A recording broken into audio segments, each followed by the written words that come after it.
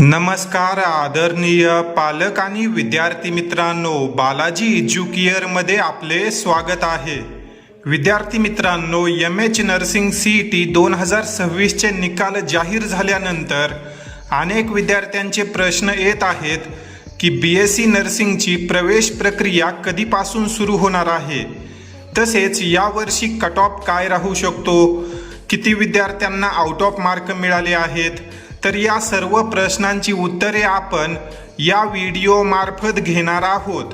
या व्हिडिओला महाराष्ट्रातील इतर गरजू विद्यार्थ्यांपर्यंत शेअर करा व बीएससी नर्सिंग प्रवेश प्रक्रियेसंदर्भात येणाऱ्या टाइम टू टाइम अपडेटसाठी आजच बालाजी एज्युकेअर या यूट्यूब चॅनलला सबस्क्राईब करा, जेणेकरून येणारे सर्व माहितीपूर्ण व्हिडिओज टाइम टू टाइम तुम्हाला मिळत राहतील। तर विद्यार्थी मित्रांनो, या ठिकाणी तुम्ही हा न्यूज आर्टिकल पाहू शकता।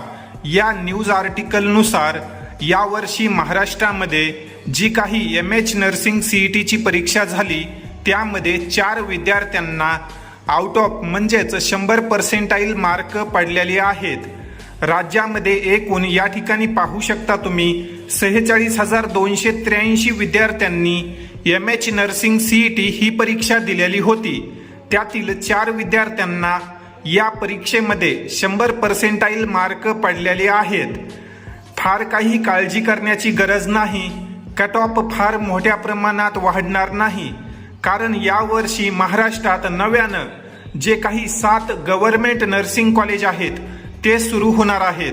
त्यामुळे ज्या विद्यार्थ्यांचे 80% आहेत, 85% आहेत, इवन ज्या विद्यार्थ्यांना 75+ आहेत, अशा विद्यार्थ्यांचा देखील शासकीय नर्सिंग कॉलेजला प्रवेश होऊ शकतो।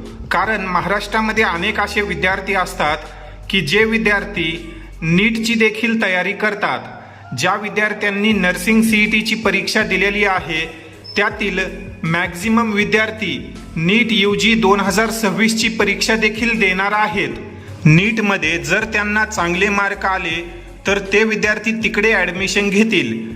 त्यामुळे ज्या विद्यार्थ्यांना या ठिकाणी 75, 80 अशा पद्धतीने पर्सेंटाईल आलेले आहेत त्या विद्यार्थ्यांना गव्हर्नमेंट नर्सिंग कॉलेजमध्ये संधी मिळू शकते। तसेच जर आपण प्रवेश प्रक्रिया कधी सुरू होणार याचा विचार केला तर विद्यार्थी मित्रांनो, ज्या विद्यार्थ्यांनी नर्सिंग सीईटीची परीक्षा दिलेली आहे अशा 90 ते 95% विद्यार्थ्यांनी नीटचा देखील फॉर्म भरलेला असेल व रिनीटची जी काही परीक्षा आहे ती आता 21 जून रोजी होणार आहे।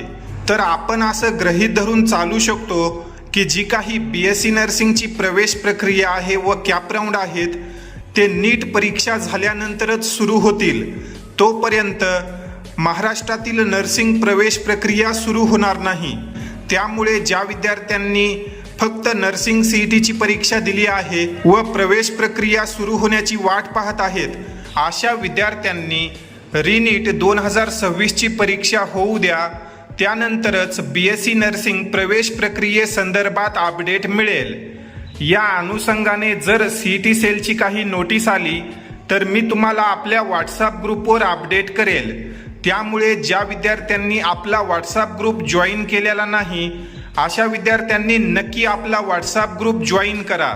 त्या ठिकाणी तुम्हाला बीएससी नर्सिंग नंतर ज्या काही गव्हर्नमेंट एक्झाम होतात, गव्हर्नमेंट जॉबसाठी तुम्ही कशा प्रकारे जाऊ शकता, जो काही रोड मॅप आहे, तसेच प्रवेश प्रक्रियेसंदर्भात येणाऱ्या time to time update, cut off PDF, कॉलेजनुसार माहिती, ही सर्व इन्फॉर्मेशन आपल्या व्हॉट्सअप ग्रुपवर शेअर केली जाते। त्यामुळे सर्व विद्यार्थ्यांनी आपला व्हॉट्सअप ग्रुप जॉईन करा। पुढील व्हिडिओमध्ये आता आपण महाराष्ट्रात सर्वात कमी कट ऑफ जाणारे गव्हर्नमेंट बीएससी नर्सिंग कॉलेज कोणते आहेत त्या संदर्भाने माहिती घेणार आहोत। त्यामुळे या व्हिडिओला लाईक करा व इतर गरजू विद्यार्थ्यांपर्यंत शेअर करा। लवकरच आपण ही माहिती आता व्हिडिओ मार्फत विद्यार्थ्यांना देणार आहोत। त्यामुळे आपल्या चॅनल सोबत देखील कनेक्टेड रहा, जेणेकरून जे काही महत्त्वपूर्ण व्हिडिओज आहेत ते तुम्हाला टाइम टू टाइम मिळत राहतील। भेटूया पुढील एका अशाच व्हिडिओमध्ये, तोपर्यंत धन्यवाद।